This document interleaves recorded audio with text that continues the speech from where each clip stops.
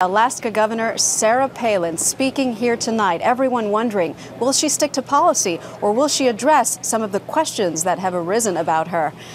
CBS News correspondent Nancy Cordes has a reality check now on the enigmatic candidate. Governor Palin meeting in private with the First Lady and Mrs. McCain was the first glimpse we've gotten of her in 2 days, ever since questions erupted over her 17-year-old daughter's pregnancy, her firing of Alaska's public safety commissioner, and her role, if any, in Alaska's Independence Party, a controversial states' rights group. All the questions drew a sharp reaction from Senator McCain. My vetting process was completely thorough, and I'm grateful for the results. And spurred his campaign to release Palin's voter registration records to show she's a lifelong Republican with no connection to the Independence Party. Can you see? The reason that some Republicans are nervous now is they're not sure, is there anything else?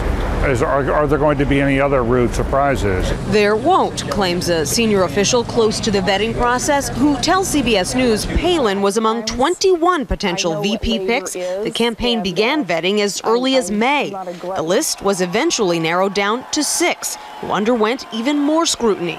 Still, the McCain campaign is battling the perception that Palin was a late-in-the-game substitution who did not get the same vetting as others on the short list and was only chosen after advisors dissuaded McCain from selecting Tom Ridge, a pro-abortion rights Republican, or Senator Joe Lieberman, a close friend and former Democrat, who addressed the convention Tuesday night.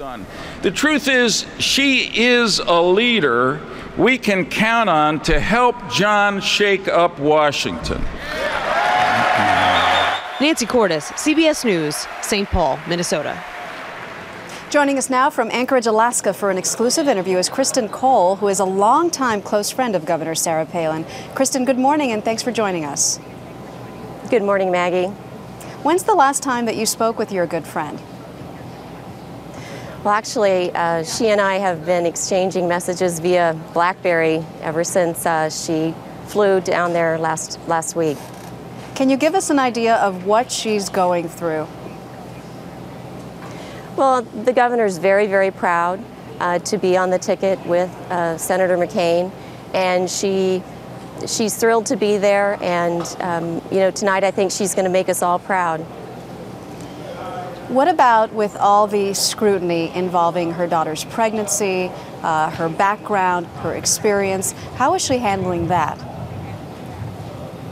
Well, the governor has a lot of character, and I think if you look back through her record, you'll see that character isn't made during a crisis, but it certainly is revealed.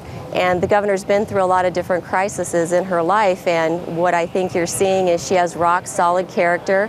And tonight she's going to show that. She's going to come out and absolutely show the American people what a great person she is, that she's not afraid to shake things up, and she's willing to make the hard decisions that all of us need to make once in a while. And I think she's going to show the American people just exactly what a tough-minded executive she is. Kristan, we've talked this morning about whether a mother of 5 can handle being the vice president. Who looks after the kids when she's working? Do you know? Well, her husband Todd does much of the time, and to be honest with you, I'm a mother of 5, I'm a business person, and I think there's a lot of women who woke up today in America who are executives, small business women, employees, and it's kind of offensive for someone to suggest that the governor can't be the vice president just because she's a mother. She has a grandchild on the way. Her 17-year-old daughter, Bristol, is pregnant. Do you know if Bristol and her boyfriend's decision to have the baby and get married was made on their own? Would they have had any other choice? Oh, sure. I mean, absolutely it was made on their own, and I think what they did was they shared with their parents what their decision was made. When you were growing up with Sarah Palin in Alaska, did she ever talk about leaving Alaska? Never, no, other than when she went to college.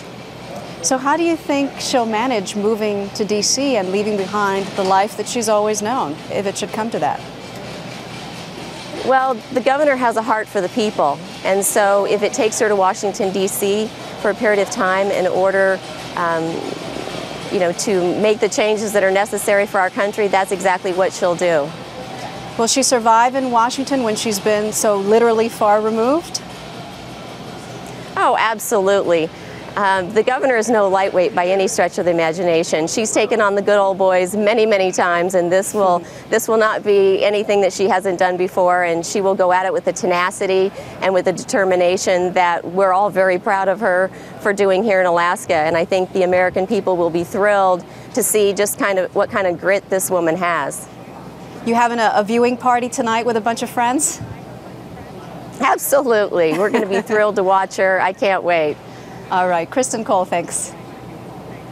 Thank you.